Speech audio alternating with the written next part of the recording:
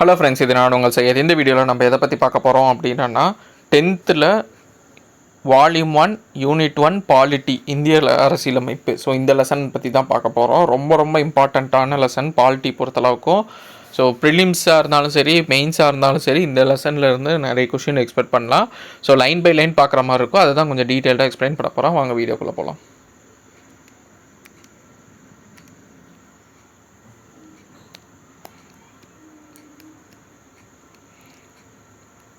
So first அரசியல் அமைப்புங்கிற கொள்கை எந்த கண்ட்ரியிலேருந்து தோன்றியது அப்படின்னா யூஎஸ்ஏ, அமெரிக்க ஐக்கிய நாடுகள். ஸோ அரசியலமைப்பு கான்ஸ்டியூஷனுங்கிறது எதை பேஸ் பண்ணியிருக்குன்னா யூஎஸ்ஏலேருந்து தான் ஆரிஜினேட் ஆகிருக்கும். ஸோ அதை பார்த்துக்கோங்க. அடுத்து இந்தியாவில் அரசியலமைப்பு எப்படி உருவாச்சுன்னா என்ன திட்டம்னு கேட்பாங்க. இல்லை எதனால் உருவாச்சு அப்படின்னா 1946 அமைச்சரவை தூதுக்குழு. ஸோ இதன் மூலியமாக தான் இந்திய அரசியல் இந்த திட்டத்தின் கீழே தான் இந்திய அரசியல் நிர்ணய சபைன்னு உருவாக்குறாங்க. அதன் மூலியம் தான் இந்திய அரசியலமைப்பு உருவாக்கப்படும். ஸோ 1946 அமைச்சரவை தூதுக்குழு, இங்கிலீஷில் கேபினெட் மிஷன் அப்படின்னு பேர். அடுத்து இந்த சபையில் எவ்வளோ பேர் இருந்தாங்கன்னா 292 மாகாண பிரதிநிதிகள், 93 சுதேச அரசுகள், அடுத்து பலுச்சிஸ்தான் சார்பில் ஒருவர், மாகாண முதன்மை ஆணையர்களில் 3 பேர், மொத்தம் 3, 8, 9 389 உறுப்பினர்கள் இருந்தாங்க. அரசியல் நிர்ணய சபையோட முதல் கூட்டம் எப்போ நடைபெற்றதுன்னு கேட்கலாம். 1946 டிசம்பர் 9. அதோட தற்காலிக தலைவரை யார் இருந்தார்னா சச்சிதானந்த சின்ஹா. அதுக்கப்புறமா அவர் இறந்த பிறகு ராஜேந்திர பிரசாத் இந்திய அரசியலமைப்பு நிர்ணய சபையோட தலைவராகவும் முகர்ஜி கிருஷ்ணமாச்சாரி துணைத் தலைவர்களாகவும் தேர்ந்தெடுக்கப்படுறாங்க.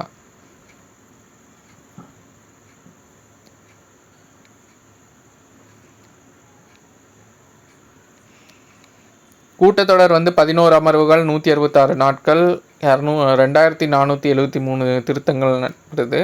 இந்திய அரசியலமைப்பு சட்ட வரைவு குழுவோட தலைவராக அம்பேத்கர் அவங்க இருக்காங்க. அதே மாதிரி இந்திய அரசியலமைப்பு தந்தைன்னு அழைக்கப்படுறாங்க.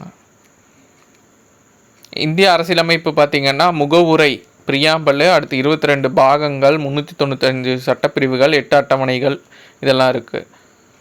பார்ட்ஸு, ஸ்கெடியூல் மொத்தம் 8. இது ஸ்டார்ட் ஆகும்போது, அதாவது இந்திய அரசியலமைப்பு ஃபஸ்ட்டாக உருவாக்கும் போது இருந்தது. அதுக்கப்புறமா ஆட்லாம் பண்ணியிருப்பாங்க.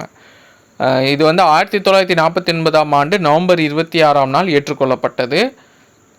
எப்போ நடைமுறைப்படுத்தப்பட்டதுன்னா 1950 ஜனவரி 26. ஸோ இதில் ரொம்ப இம்பார்ட்டன்ட், இந்த டேட்டெல்லாம் கேட்கலாம். யார் எழுதுனாங்கன்னா இந்திய அரசியலமைப்பை பிரேம் பிஹாரி நரேன் ரைஜடா. ஸோ அவர் தான் எழுதுனாங்க, இத்தாலிய பாணியில், இட்டாலிக்ஸில். சட்டத்தின் சிறப்பு கூறுகள். ஸோ இது என்னன்னு மட்டும் பார்த்துக்கோங்க. இல்லை ஏதோ ஒரு ஆப்ஷன் கொடுத்துட்டு 1, 2, 3 இதில் எதுன்னு கேட்கலாம். உலகில் எழுதப்பட்ட அனைத்து அரசியலமைப்பு விடவும் மிக நீளமானதாக இந்திய அரசியலமைப்பு இருக்குது. வெவ்வேறு அரசியலமைப்பு வெவ்வேறு நாடுகளில் இருந்து பெறப்பட்டிருக்கும். நெகிழாத்தன்மை, நெகிழும் தன்மை கொண்டதாக இருக்கும். கூட்டாட்சி முறை இருக்குது, நாடாளுமன்ற முறை, சமய சார்பற்ற தன்மை, சுதந்திரமான நீதித்துறை, எல்லாருக்குமான வாக்கு, அதாவது உலகளாவிய வயது வந்தோர் வாக்குரிமை, 18 வயது நிரம்பியிருந்தால் அவங்களுக்கு வாக்கு இருக்கும். ஒற்றை குடியுரிமை இதாக இருக்குது. அடுத்து சிறுபான்மையினர், பட்டியலினத்தவர், பழங்குடியினர் இவங்களுக்கெல்லாம் சிறப்பு சலுகைகள் வழங்கப்படுது. ஸோ இதெல்லாம் சட்டத்தின் சிறப்பு கூறுகள், சாலியன் ஃபீச்சர்ஸ். அடுத்து முகவுரை, பிரியாம்பல்னு பார்த்திங்கன்னா முகவுரையை தான் அரசியலமைப்பின் திறவுகோல் அப்படின்னு சொல்கிறாங்க. Key to constitution. 1947ஆம் ஆண்டு ஜனவரி 2ஆம் நாள் இந்திய அரசியல் நிர்ணய சபையால் குறிக்கோள் தீர்மானம் அதன் அடிப்படையில், குறிக்கோள் தீர்மானத்தின் அடிப்படையில் இந்திய அரசியலமைப்பின் முகவுரை அமைஞ்சிருக்கும். ஸோ இந்த பிரியாம்பல் ஏற்றுக்கொள்ளப்பட்டது பார்த்திங்கன்னா 1947 ஜனவரி 2. இது எதை அடிப்படையாக வச்சுருப்பாங்கன்னா குறிக்கோள் தீர்மானம். யார் இது பண்ணனா ஜவஹர்லால் நேரு. அடுத்து முகவுரை பார்த்திங்கன்னா 1976ஆம் ஆண்டு 42வது அரசியலமைப்பு திருத்த சட்டத்தின்படி திருத்தப்பட்டிருக்கும். புதிய வார்த்தைகள் சேர்த்துருப்பாங்க. சமதர்மம், சமய சார்பின்மை, ஒருமைப்பாடு. இந்த 3 வார்த்தை ரொம்ப இம்பார்ட்டண்ட்டு. இந்திய மக்களாகிய நாம் அப்படின்னு வரும். முகவுரை வந்து அதாவது இந்திய அரசியலமைப்பு வந்து யாரிடமிருந்து அதிகாரம் பெறுதுன்னா மக்கள், பீப்புள்கிட்ட இருந்து தான் அதிகாரம் பெறுது. அதனால தான் ஸ்டார்டிங்கில் இந்திய மக்களாகிய நாம் அப்படின்னு வரும். இந்தியா எந்த மாதிரி கண்ட்ரின்னு சொல்லியிருப்பாங்கன்னா, இது ஆர்டராக ஞாபகம் வச்சுக்கோங்க. இறையாண்மை மிக்க, சாவர்னிட்டி, சமதர்ம, சோசியலிஸ்ட், சமய சார்பற்ற, செக்யூலர், ஜனநாயக குடியரசு, டெமோக்ராட்டிக் ரிப்பப்ளிக். ஸோ இந்த ஆர்டர் ஞாபகம் வச்சுக்கணும், இம்பார்ட்டண்ட்டு.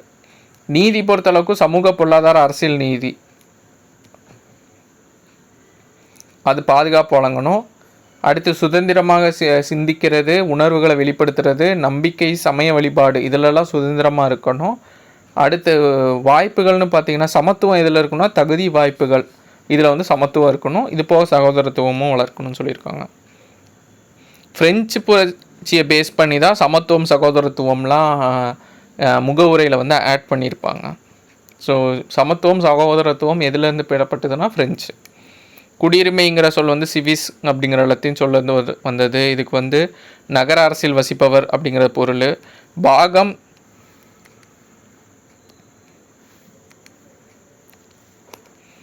ரெண்டில் வந்து இந்திய அரசியலமைப்பில் சட்டப்பிரிவு 5லேருந்து 11 வரை குடியுரிமை சிட்டிசன்ஷிப் சம்மந்தமாக சொல்கிறாங்க. குடியுரிமை சட்டம் 1955 படி தான் யார் யாரெல்லாம் பெறலாம், எப்படி இழக்கலாம் அந்த முறைகள் வந்து சொல்லப்பட்டிருக்கும். பெறுறது பார்த்திங்கன்னா ஒரு 5 மெத்தட் சொல்லியிருப்பாங்க. பிறப்பின் மூலம், வம்சாவளி, பதிவு, அதுக்கப்புறமா இயல்புரிமை, பிரதேச நாடுகள். இழத்தல் பார்த்திங்கன்னா 3 மெத்தடில் சொல்லியிருப்பாங்க. தாமாக முன் வந்து இது பண்ணால் வேறு ஒரு நாட்டோட குடியுரிமை பெற்றால் இது ஆயிடுவாங்க, ஆட்டோமேட்டிக்காக கேன்சல் ஆயிரும். அதுக்கப்புறமா இயல்புரிமை மூலம் குடியுரிமை பெறும்போது மோசடி செய்தாலோ இல்லை பிரதிநிதித்துவம் மாற்றி தந்தாலோ உண்மையை மறைத்தாலோ 2 ஆண்டு காலத்துக்கு சிறை தண்டனை பெற்றாலோ கேன்சல் பண்ணிடுவாங்க. அடிப்படை உரிமை ரொம்ப ரொம்ப இம்பார்ட்டன்ட். கண்டிப்பாக அடிப்படை உரிமை, அடிப்படை கடமை, டிபிஎஸ்பி, முகவுரை இந்த 4லேருந்து கொஷின் கேட்காத கொஷின் பேப்பரே கிடையாது. ரொம்ப தரவாக இருக்கணும். பகுதி 3 ஆர்டிகல் பார்த்திங்கன்னா 12லேருந்து 35 வரைக்கும் எங்கே இருந்துன்னா யூஎஸ்ஏலேருந்து தான் இதை எடுக்கிறாங்க. இந்தியாவின் மகாசாசனம்னு அழைக்கப்படுது அடிப்படை உரிமை. ஸோ இந்த பேஜ் அப்படியே மக்கடிச்சு வச்சுக்கோங்க, ஃபிங்கர் டிப்ஸில் இருக்கணும். எந்த ஆர்டிக்கல் கேட்டாலும் என்ன அப்படிங்கிறது இருக்கணும். சமத்துவ உரிமைங்கிறது 14வது. அதில் வந்து சமத்துவ உரிமை கீழே மொத்தம் ஒரு 5 இருக்குது. 14, 15, 16, 17, 18. 14ங்கிறது சட்டத்தின் முன் அனைவரும் சமம். 15ங்கிறது பாகுபாடை தடை செய்தல், மதம், இனம், ஜாதி, பாலினம், பிறப்பிடம். ஸோ இந்த 5ஐயும் பார்த்து வச்சுக்கோங்க. ஒவ்வொரு கீவேர்டு இம்பார்ட்டண்ட்டு. இதை வச்சு உங்களுக்கு கொஷின் கேட்கலாம். அதுக்கப்புறமா பொது வேலைவாய்ப்புகளை சமமாக வாய்ப்பளிக்கிற 16. தீண்டாமை எழுத்தல் ரொம்ப ரொம்ப இம்பார்ட்டன்ட், ரிப்பீட்டாக கேட்டே இருப்பாங்க. 17 இராணுவம் கல்விசார் பட்டங்களை தவிர மற்ற பட்டங்களை வந்து நீக்கிறது. இதெல்லாம் சமத்துவத்துக்கு கீழே வந்துடும். அதுக்கு அடுத்து வரது சுதந்திர உரிமை. சுதந்திர உரிமை கீழே என்ன ஒன்றுனா 19, 20, 21, 22 வரும். 21A புதுசாக ஆட் பண்ணியிருப்பாங்க. 19ங்கிறது பேச்சுரிமை, கருத்து தெரிவிக்கும் உரிமை, அமைதியான முறையில் கூட்டம் கூடுவதற்கான உரிமை, சங்கங்கள் அமைக்கும் உரிமை, இந்திய நாட்டுக்குள்ள விரும்பிய இடங்களில் வசிக்கும் உரிமை, தொழில் செய்யும் உரிமை. ஸோ மொத்தம் ஒரு 6 இருக்கும். ஸோ இது எல்லாத்தையும் பார்த்து வச்சுக்கோங்க. இதுலேயும் 19 பிரிவின் கீழ் வராததுன்னு சொல்லி வேறு ஏதாவது எக்ஸ்ட்ரா ஆட் பண்ணி கொஷின் கேட்கலாம். ஸோ இந்த மாதிரி தனியாக இருக்கிறதையும் சப்டிவிஷனாக இருக்கிறதையும் பார்த்து வச்சுக்கோங்க, அதுலேயும் கொஷின் கேட்கலாம். 19 ரொம்ப ரொம்ப இம்பார்ட்டண்ட்டு. 20 பார்த்திங்கன்னா குற்றஞ்சாட்டப்பட்ட நபர்களுக்கு வந்து உரிமை அளிக்கிறது, தண்டனையிலிருந்து பாதுகாப்பு உரிமை. 21 வந்து வாழ்க்கை, தனிப்பட்ட சுதந்திரம் ரொம்ப ரொம்ப இம்பார்ட்டண்ட்டு. லிபர்ட்டி, பர்சனல் லைஃப், இது சம்மந்தமான ரைட்ஸு. 21 புதுசாக கொண்டு வந்திருக்காங்க, தொடக்க கல்வி பெறும் உரிமை. இது வந்து கான்ஸ்டிடியூஷனல் அமெண்ட்மெண்ட் ஆக்ட், அரசியலமைப்பு திருத்த சட்டத்தின்படி உள்ளே இன்சர்ட் பண்ணியிருப்பாங்க. 22 வந்து சில வழக்குகளை கைது செய்து தடுப்பு கால வைத்திருப்பதற்கு பாதுகாப்புக்கான உரிமை. சுரண்டலுக்கு எதிரான உரிமைன்னு பார்த்திங்கன்னா பிரிவு 23 கட்டாய வேலை, கொத்தடிமை முறை, மனிதத்தன்மையற்ற வியாபாரம் இதெல்லாம் தடுக்கிறதெல்லாம் 23. 24 வந்து தொழிற்சாலை, ஆபத்தான இடங்களில் குழந்தை தொழிலாளர் முறையை ஒழித்தல், இதெல்லாம் 24. 23, 24 ஹைலி இம்பார்ட்டன்ட். ஏன்னா சைல்டு லேபர் சம்மந்தமாக கொஷின் கேட்டே இருப்பாங்க. ஸோ அதனால் 24வது ஆர்டிக்கல் கேட்குறக்கான ஸ்கோப் அதிகம். இதை கொடுத்துட்டு என்ன ஆர்டிக்கல்னு கேட்கலாம். குழந்தை தொழிலாளர் முறையை தடுக்கும் அரசியலமைப்பு பிரிவு என்ன அப்படின்னு சொல்லி கேட்கலாம். கொத்தடிமை முறை ஒழிப்பு பார்த்திங்கன்னா பிரிவு 23. கல்வி, கலாச்சார உரிமை, சரி, அதுக்கடுத்து சமய சார்பற்ற உரிமை வந்துடும். அது கீழே மொத்தம் 4 இருக்குது. 25, 26, 27, 28. 25ங்கிறது எந்த சமயத்தையும் ஏற்கவும் பரப்பவும் செய்யலாம். 26ங்கிறது சமய விவகாரங்களை நிர்வகிக்கிற மேனேஜ் பண்ணுறது. 27ங்கிறது மதத்தை பரப்புவதற்காக வரி செலுத்துறதுலேருந்து சுதந்திரம், அதாவது வரிலாம் செலுத்த வேண்டாம், எக்ஸப்ஷன் கொடுத்துருப்பாங்க. 28 பார்த்திங்கன்னா மதம் சார்ந்த கல்வி நிறுவனங்களில் நடைபெறும் வழிபாடு அறிவுரை நிகழ்ச்சிகளில் கலந்து கொள்ளாமல் இருக்க, கம்பல்சரியாக கலந்துக்கணும் கிடையாது, அதில் கலந்து கொள்ளாமல் கூட இருக்கலாம். கல்வி கலாச்சார உரிமையில் 29ங்கிறது சிறுபான்மையினர் மற்றும் கலாச்சார பாதுகாப்பு. 30ங்கிறது வந்து அவங்களோட கல்வி நிறுவனங்களை நிர்வகிக்கிற உரிமை. அரசியலமைப்புக்குட்பட்டு தீர்வு காணும் உரிமை 6வது பிரிவாக இருக்குது. அதில் பார்த்திங்கன்னா பிரிவு 32 கீழே வந்து இந்த இது பண்ணுறாங்க. அடுத்து ரொம்ப ரொம்ப இம்பார்ட்டன்ட், ஃப்ரீக்வெண்ட்டாக கேட்டே இருக்கேன், பல தாட்டி கேட்டு சலிச்சு போன ஏரியா இந்த இது சொத்துரிமை பற்றி கேட்பாங்க. 1978ஆம் ஆண்டு 44வது அரசியலமைப்பு சட்ட திருத்தத்தின்படி சொத்துரிமைங்கிறது வந்து அடிப்படை உரிமை, ஃபண்டமெண்டல் ரைட்ஸ்லேருந்து நீக்கி அதை வந்து ஒரு நார்மலான ஒரு ரைட்ஸாக தான் வச்சுருப்பாங்க. அது வந்து ஃபண்டமெண்டல் ரைட்ஸாக இருக்காது, ஆனால் கான்ஸ்டிடியூஷனில் இருக்கும். பிரிவு 31 ஃபஸ்ட்டு இருந்தது, அதை ரிமூவ் பண்ணிவிட்டு அதை வந்து 300A கீழே கொண்டு வந்திருப்பாங்க, சட்ட உரிமையாக மாற்றிருப்பாங்க. அடிப்படை உரிமையிலேருந்து சட்ட உரிமையாக மாற்றிருப்பாங்க. ஸோ அட் ப்ரெசண்ட் சொத்துரிமைங்கிறது சட்ட உரிமை தான், அடிப்படை உரிமை கிடையாது. இந்த கிளாரிட்டி வச்சுக்கோங்க. ஏன்னா அடிப்படை உரிமைனா அதுக்கு நிறைய பவர் இருக்குது, சட்ட உரிமைங்கும் போது அந்த பவர் கம்மியாகிடும், அதெல்லாம் நிறைய கிளைம் பண்ண முடியாது. இது என்ன பகுதி 12 கீழே கொண்டு வந்திருக்காங்க.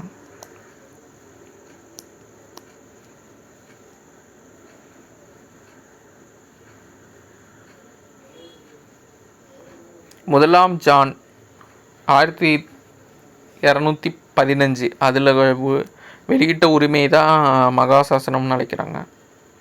உச்ச நீதிமன்றம் தான் அரசியலமைப்பின் பாதுகாவலன்னு அழைக்கப்படுறாங்க. ஏன்னா உச்ச நீதிமன்றம் தான் அரசியலமைப்புக்கான எல்லா விஷயத்தையுமே வந்து செக்யூர் பண்ணுது, ஏதாவது டிவியேட் ஆனாலும் மேனேஜ் பண்ணுறாங்க. அம்பேத்கரோட கூற்றுப்படி 32 சட்டப்பிரிவு 32 தான் அரசியலமைப்போட இதே மற்றும் ஆன்மான்னு சொல்கிறாங்க. ஹேபியஸ் கார்பஸ் ஆட்கொணர்வு நீதி பேராண்மை பேராணை 32 கீழே இதெல்லாம் வந்துடும், மொத்தம் ஒரு 5 வரும். ஹேபியஸ் கார்பஸ், மண்டாமஸ், ப்ரோஹிபிஷன், செட்டியோரரி, அதுக்கப்புறமா வந்து கியூவாரண்டோ.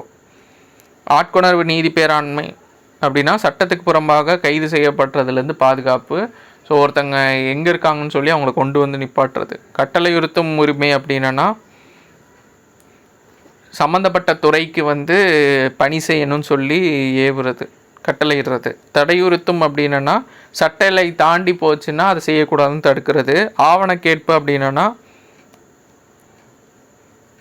கீழ் நீதிமன்றங்களுக்கு இடும் ஆணை, என்ன வேணுமோ அதை கேட்டு பெறுறது. அதாவது ப்ரோஹிபிஷனில் வந்து நிப்பாட்டிடுவாங்க, இதை பண்ணக்கூடாதுன்னு தடுப்பாங்க. இவங்க வந்து அதை தடுத்துட்டு அதுக்கு மேலே எங்கே இதுக்கான சொல்யூஷன் இருக்கோ அங்கே வந்து ரெக்கமெண்ட் பண்ணுறது.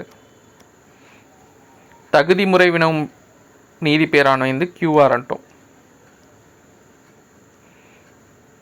அரசு அலுவலகத்தை யாராவது கைப்பற்றுறதை தடை செய்கிறது. அதனால தான் குவாலிஃபிகேஷன் கரெக்டாக இருக்கணும். ஸோ அதை மீறி யாராவது சட்டத்துக்கு புறம்பாக வந்தால் அவங்கள எப்போனாலும் தூக்கலாம். அடிப்படை உரிமையை நிறுத்தி வைக்கிறது பார்த்திங்கன்னா எமர்ஜென்சி டைமில் நிறுத்தி வைப்பாங்க. 3 டைப் ஆஃப் எமர்ஜென்சி இருக்குது, அது 2வது நம்ம பார்க்கலாம். அதில் 352 படி குடியரசுத் தலைவரால் அவசர நிலை அறிவிக்கப்பட்டுச்சுன்னா, தேசிய லெவலில் நேஷ்னல் எமர்ஜென்சி அறிவித்தாங்கன்னா 19 சட்டப்பிரிவு 19 கீழே அளிக்கப்பட்ட சுதந்திரம் எல்லாமே கட் பண்ணிடுவாங்க.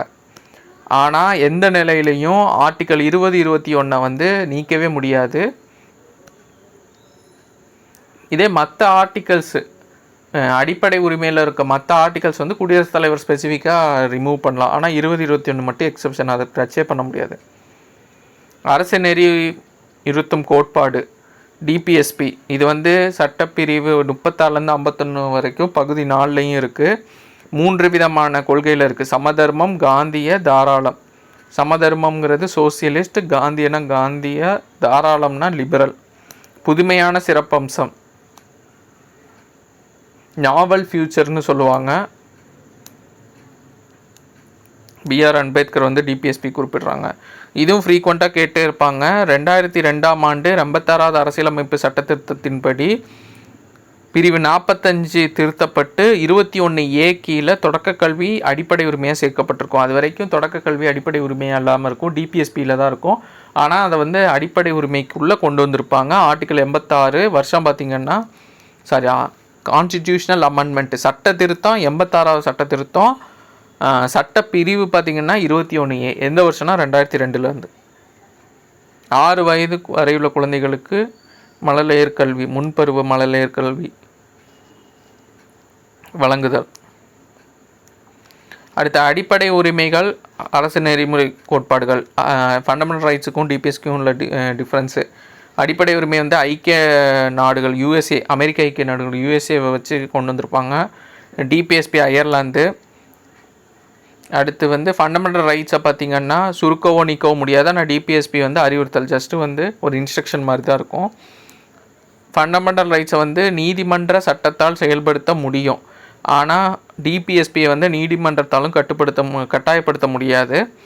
இது ஃபண்டமெண்டல் ரைட்ஸ் பார்த்திங்கன்னா சட்ட ஒப்புதலை பெற்றிருக்கும். அரசு நெறிமுறைப்படுத்தும் கோட்பாடு. இது பார்த்திங்கன்னா தார்மீக மற்றும் அரசியல் ஒப்புதலை தான் பெற்றிருக்கும். அரசியல் ஜனநாயகத்தை வலுப்படுத்துவது அடிப்படை உரிமை. டிபிஎஸ்பி பார்த்திங்கன்னா சமூக பொருளாதார ஜனநாயகத்தை உறுதிப்படுத்துவது. இயற்கையான உரிமைகள் பார்த்திங்கன்னா ஃபண்டமெண்டல் ரைட்ஸு. இதே டிபிஎஸ்பி வந்து மனித உரிமைகளை பாதுகாக்கும். அடிப்படை கடமைகள் ரஷ்யாவிலேருந்து பெறுறாங்க. 1976ஆம் ஆண்டு ஸ்வரன்சிங் கமிட்டி அவங்க தான் வந்து ஆராய நியமிக்கிறாங்க. 1976ஆம் ஆண்டு மேற்கொள்ளப்பட்ட 42வது அரசியலமைப்பு திருத்த சட்டத்தின்படி தான் பகுதி 4A கீழே 51வது A ஆர்டிக்கல் கீழே ஒரு இது கொண்டு வர்றாங்க. அதுதான் அடிப்படை கடமைகள். ஃபஸ்ட்டு 10 கொண்டு வருவாங்க. அதுக்கப்புறமா இன்னொரு அமெண்ட்மெண்ட் மூலிமா எக்ஸ்ட்ரா ஒன்று கொண்டு வருவாங்க. ஃபஸ்ட்டு அந்த 10 பார்த்திங்கன்னா இது தனித்தனியாக பார்த்து வச்சுக்கோங்க. இதை எதை கொடுத்துட்டோ பின்வருவற்றில் எவை அடிப்படை கடமைகள் இல்லைன்னு கூட கேட்கலாம். இல்லை அடிப்படை கடமைகள் கேட்டு ஒரு 3-4 கொடுத்துருக்கலாம். ஒவ்வொரு இந்திய குடிமகனும் அரசியலமைப்பு, அதன் கொள்கை, நிறுவனம், தேசிய கீதம், தேசிய கொடி, தேசிய சின்னம் இதெல்லாம் மதிக்கணும். ஒன்று. அடுத்து வந்து உயரிய சுதந்திர போராட்டத்திற்காக அமைந்த உயரிய நோக்கங்களை போற்றி வளர்க்கணும். இறையாண்மை, ஒற்றுமை, ஒருமைப்பாடு இவை பேணி பாதுகாக்கணும். ஸோ ரொம்ப ரொம்ப இம்பார்ட்டன்ட். 3rd பாயிண்ட் ரொம்ப இம்பார்ட்டன்ட். இறையாண்மை, ஒற்றுமை, ஒருமைப்பாடு. அடுத்து தேச பாதுகாப்பிற்கு தேவைப்படும் போது சேவை வழங்கணும். சமயம், மொழி, பிராந்திய பகுதி சார்ந்த வேறுபாடுகளை மறக்கணும். பெண்கள் தரக்குறைவாக நடக்கும் பழக்கத்தை நிராகரிக்கணும். பெண்களுக்கு கண்ணியம் கொடுக்கணும். சகோதரத்துவம் வளர்க்கணும். பாரம்பரிய கலப்பு கலாச்சாரம், ஸோ அதை மதித்து பாதுகாக்கணும். காடுகள், ஏரி, ஆறு, வனவிலங்குகள் இதெல்லாம் சுற்றுச்சூழல் பாதுகாப்பு. அடுத்து அறிவியல் கோட்பாடு, மனிதநேயம், ஆராய்ச்சி பண்பு, மனப்பான்மை இதெல்லாம் வளர்க்கணும். வன்முறை கைவிட்டு பொது சொத்தை பாதுகாக்கணும். தனிப்பட்ட கூட்டு செயல்பாடுகள்னால் அனைத்து செயல்பாடுகள்லேயும் சிறந்து விளங்கி உழைச்சி தேசத்தை முன்னேற வழிவகுக்கணும். ஃபைனலாக உள்ளது பார்த்திங்கன்னா 11வது ஃபண்டமெண்டல் டியூட்டிஸ் அடிப்படை கடமைகள் வந்து புதுசாக ஆட் பண்ணியிருப்பாங்க. எப்போ ஆட் பண்ணியிருப்பாங்கன்னா 2002.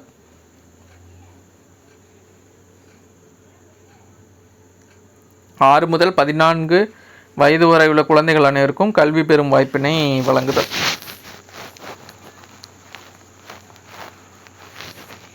அடுத்து மத்திய மாநில அரசு உறவுகள். ஸோ இதில் பார்த்திங்கன்னா மொத்தம் 3 பட்டியல் இருக்குது. 3 விதமாக இருக்கும். சட்டமன்ற உறவு, நிர்வாக உறவு, அப்புறமா வந்து நிதி உறவு. சட்டமன்ற உறவில் வந்து 3 பட்டியல் இருக்கும். பொதுப்பட்டியல் அது பார்த்திங்கன்னா 2 பேருமே நாடாளுமன்றம் சட்டமன்றம் 2மே நிர்வகிச்சுக்குவாங்க. மற்ற இது பார்த்திங்கன்னா உங்களுக்கு மத்திய பட்டியல், மாநில பட்டியல்னு வரும். மத்திய பட்டியல் சென்ட்ரல் கவர்மெண்ட், மாநில பட்டியல் ஸ்டேட் கவர்மெண்ட்டு. 1976ஆம் ஆண்டு பார்த்திங்கன்னா 42வது அரசியலமைப்பு சட்ட திருத்தம் மாநில பட்டியலில் இருந்து 5 விஷயத்த பொதுப்பட்டியலுக்கு மாற்றிருக்கோம். அது என்னென்னா கல்வி, காடு, எடை மற்றும் அளவு, பறவைகள் மற்றும் வனவிலங்கு, நீதிமன்றங்களோட நீதி நிர்வாகம். அது உச்ச நீதிமன்றம், உயர்நீதிமன்றத்தை தவிர மற்ற இதெல்லாம். அதுக்கு கீழே இருக்கிற நீதிமன்றத்தோட நீதி நிர்வாகம். இது ஃபுல்லாமே வந்து மாநில பட்டியலிருந்து பொதுப்பட்டியலுக்கு மாற்றிருப்பாங்க. ரொம்ப இம்பார்ட்டண்ட்டு. ராஜ்மன்னார் குழு அமைக்கப்பட்டது யார் அமைச்சிருப்பாங்கன்னா தமிழக அரசு, டிஎம்கே கவர்மெண்ட் அமைச்சிருப்பாங்க. எந்த வருஷம்னா 1969, 1969. அதுக்கப்புறமா மத்திய மாநில அரசை உறவு ஆராய மூவர் கொண்ட குழு. ஸோ இது ரொம்ப இம்பார்ட்டன்ட், ரிப்பீட்டடாக கேட்டு இருப்பாங்க. நிதி உறவுகள் பார்த்திங்கன்னா ஆர்டிக்கல் 268 293 வரைக்கும். 280 வந்து நிதிக்குழு, ஃபைனான்ஸ் கமிஷனாலே ஆர்டிக்கல் 280 ஞாபகம் வச்சுக்கோங்க. அதே மாதிரி சர்க்காரியா கமிஷன் அமைச்சது 1983. அவங்க வந்து 180 பரிந்துரை ஏற்றிருப்பாங்க, 247 பரிந்துரை கொடுத்துருப்பாங்க மொத்தமாக. அதில் வந்து ரொம்ப இம்பார்ட்டண்ட் வந்து 1990 மாநிலங்களுக்கு இடையேயான குழு இன்டர் ஸ்டேட் கவுன்சிலில் நியமிச்சிருப்பாங்க. ஸோ இது அவங்களோட மேஜர் ரெக்கமெண்டேஷனில் ஒன்றா இருக்கும். அதை இம்ப்ளிமெண்ட் பண்ணியிருப்பாங்க கவர்மெண்ட்டு. அலுவலக மொழி பொறுத்தளவுக்கும் பகுதி 17 கீழே வருது. 343 51 வரைக்கும் சட்டப்பிரிவு வந்து அலுவலக மொழி அஃபிஷியல் லாங்குவேஜை பற்றி சொல்கிறாங்க. முதலாவது மொழிக்குழு ஃபஸ்ட்டு லிங்குவிஸ்டிக் கமிஷன் பார்த்திங்கன்னா 1955 நியமிக்கப்பட்டிருப்பாங்க. 56 ரிப்போர்ட் சமர்ப்பிச்சிருப்பாங்க. நாடாளுமன்றம் 1963 அலுவலக மொழி சட்டம் இயற்றியிருக்கும். ஹிந்தியோடி ஆங்கிலம் மத்திய அரசின் அனைத்து அலுவலக நோக்கங்களுக்காகவும் நாடாளுமன்ற கருத்து பரிமாற்றத்துக்காகவும் 14 ஆண்டுகளுக்கு பிறகும் கூட பயன்பாட்டுக்கு தொடரலான்னு அறிவிச்சிருக்கோம். 67ஆம் ஆண்டு பார்த்திங்கன்னா திருப்பி ஒரு திருத்த சட்டம் வந்து அலுவலக மொழியாக ஆங்கிலம் காலவரையின்றி தொடரலாம் அப்படின்னு சொல்லியிருப்பாங்க. அதாவது 15 ஆண்டுகள் லிமிட்டேஷனாக வந்து மாற்றி அது வந்து பெர்மனண்ட்டாக இது பண்ணிக்கலான்னு மாற்றிருப்பாங்க. ஏன்னா நிறைய போராட்டங்கள்லாம் நடந்திருக்கும். ஸோ அதன் விளைவாக 14 மொழிகள் வந்து அரசியலமைப்பில் 8வது அட்டவணை கீழே அங்கீகரிக்கப்பட்டிருக்கும். அதில் இப்போ அட் ப்ரெசன்ட் பார்த்திங்கன்னா 22 மொழிகள் அங்கீகரிக்கப்பட்டிருக்கு. செம்மொழி கிளாசிக்கல் லாங்குவேஜ்னு சொல்லி 2004ஆம் ஆண்டு இந்திய அரசு அறிவிச்சது. இதில் ஃபஸ்ட் லாங்குவேஜ் அனௌன்ஸ் ஆனது பார்த்திங்கன்னா தமிழ். மொத்தம் 6 மொழி இது வரைக்கும் இருக்குது. 2004 இயரை முதற்கொண்டு பார்த்து வச்சுக்கோங்க. காலவரிசைப்படுத்த சொல்லி முடி கேட்கலாம். சமஸ்கிருதம் 2005, தெலுங்கு 2008, கன்னடம் 2008, மலையாளம் 2013, ஒடியா 2014. தேசிய அவசர நிலை பொறுத்தளவு பார்த்திங்கன்னா சட்டப்பிரிவு 352 கீழே அறிவிக்கலாம். போர் அல்லது வெளிநாட்டவர்கள் ஆக்கிரமிப்பு, வெளிப்புற அவசர நிலை, இதெல்லாம் போர் இந்த மாதிரி இருந்துச்சுன்னா அது வெளிப்புற அவசர நிலை. ஆயுதமேந்திய கிளர்ச்சினா உள்நாட்டு அவசர நிலை. மொத்தம் 1962, 71, 75 இந்த ஆண்டுகளில் வந்து நேஷ்னல் எமர்ஜென்சி 352 கீழே வந்து அவசர நிலை அறிவிச்சிருக்காங்க. 356 மாநில அவசர நிலை. அது எப்போ அனௌன்ஸ் பண்ணுவாங்கன்னா மாநில அரசால் கட்டுப்படுத்த முடியாத சூழ்நிலை ஏற்படும் போது அரசியலமைப்பு விதிகளுக்கு ஏற்ப ஆளுநர் அறிக்கை வந்து அளிப்பாங்க. குடியரசுத் தலைவர் ஒப்புதல் அளித்த பிறகு 56 கீழே அவசர நிலையை அறிவிப்பாங்க. இது அதிகபட்சமாக 3 ஆண்டு வரையும் செயல்படுத்தலாம். ஆளுநர் தான் எல்லா நிர்வாகத்தையும் பார்த்துக்குவாங்க மாநிலத்தோடது. பஞ்சாப் மாநிலத்தில் குடியரசுத் தலைவர் ஆட்சி தான் ஃபஸ்ட் டைம் 1951 இந்த 356 கீழே வந்து அனௌன்ஸ் பண்ணியிருப்பாங்க. நிதி சார்ந்த அவசர நிலை வந்து 360 இது வரைக்கும் இந்தியாவில் அனௌன்ஸ் பண்ணதே இல்லை. இப்படி அனௌன்ஸ் ஆச்சுன்னா ஊழியர்களோட ஊதியங்களெல்லாம் ரொம்ப கம்மி பண்ணி தான் கொடுப்பாங்க. அரசியலமைப்பு சட்ட திருத்தம் 368 ஆர்டிக்கலாக ஞாபகம் வச்சுக்கோங்க. பகுதி 20. ஸோ இதில் 3 மெத்தட் இருக்கும் அரசியலமைப்பு திருத்த. ஒன்று வந்து சாதாரண அறுதி பெரும்பான்மை சிம்பிள் மெஜாரிட்டி, அடுத்து வந்து ஸ்பெஷல் மெஜாரிட்டி சிறப்பு அறுதி பெரும்பான்மை, அடுத்து பார்த்திங்கன்னா சிறப்பு அறுதி பெரும்பான்மையுடன் பாதிக்கு மேற்பட்ட சட்டமன்றங்கள் ஒப்புதல் பெறுறது. அரசியலமைப்பில் 42வது சட்ட திருத்தம் பார்த்திங்கன்னா சிறிய அரசியலமைப்புன்னு சொல்கிறாங்க.